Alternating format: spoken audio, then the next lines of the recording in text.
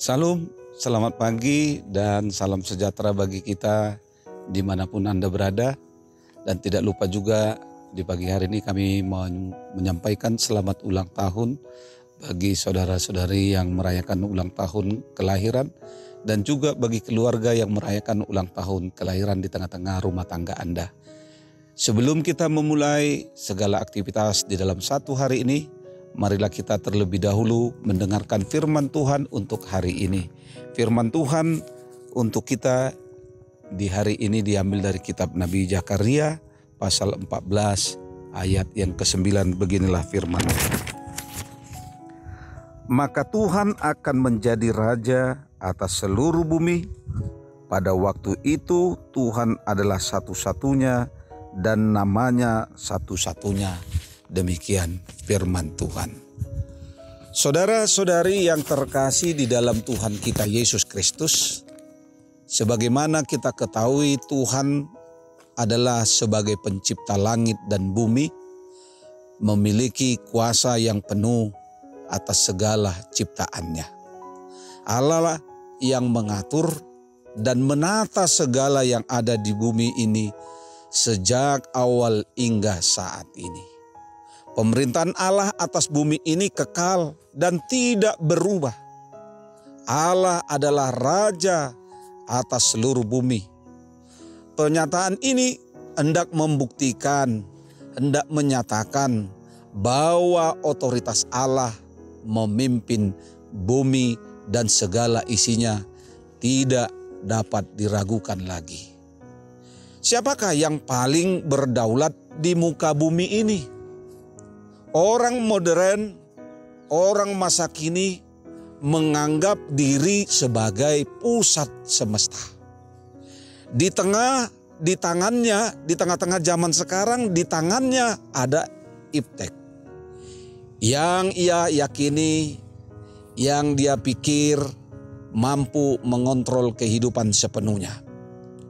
Paling tidak sebagai suatu impian utopis.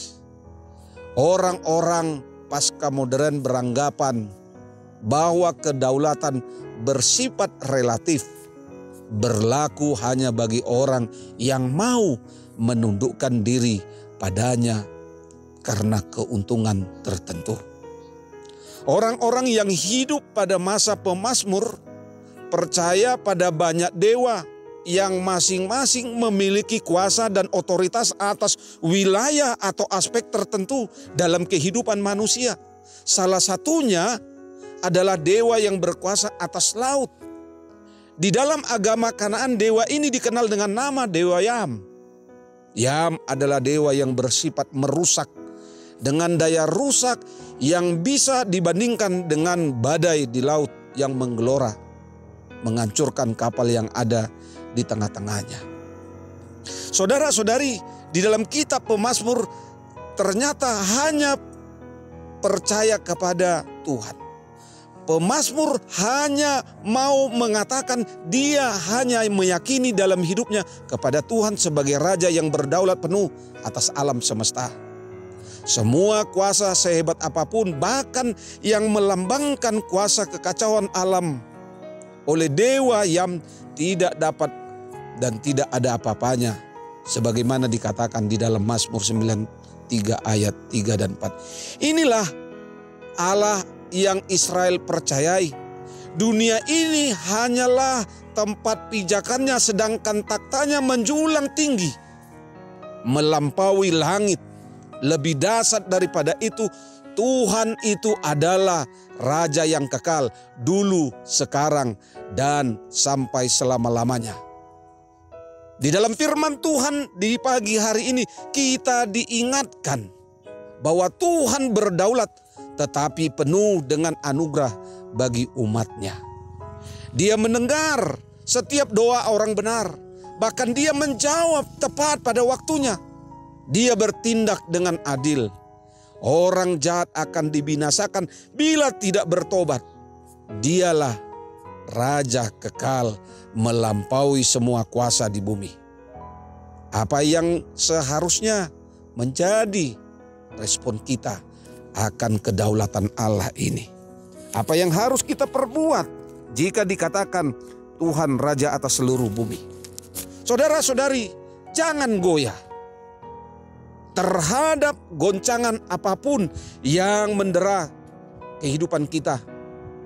Terlebih di masa-masa pandemi COVID-19. Karena Dia adalah batu karang yang teguh, andalan semua orang yang menaruh harapan dan percaya kepadanya. Sudahkah, apakah hari ini kita memberikan kehidupan yang seutuhnya kepada Tuhan Yesus Kristus yang dikatakan di dalam firman Tuhan, Dialah Raja atas segalanya? Ketahuilah, saudara-saudari yang dikasihi di dalam Tuhan kita Yesus Kristus, di jagat raya ini tidak ada satupun orang atau pribadi yang mengaku memiliki kuasa atas segala jagat raya, atas segala surga dan bumi selain Yesus Kristus Tuhan. Karena itu, percayalah bahwa Yesus adalah Raja atas segala raja yang ada di bumi ini. Dengan melakukan aktivitas, dengan melakukan segala pekerjaan tugas-tugas kita, dan meyakini bahwa Dialah Raja di atas segalanya, maka kita akan melakukan tugas-tugas kita dengan penuh sukacita dan pengharapan bahwa Tuhan selalu menyertai kita. Selamat beraktivitas, Tuhan Yesus memberkati. Salam.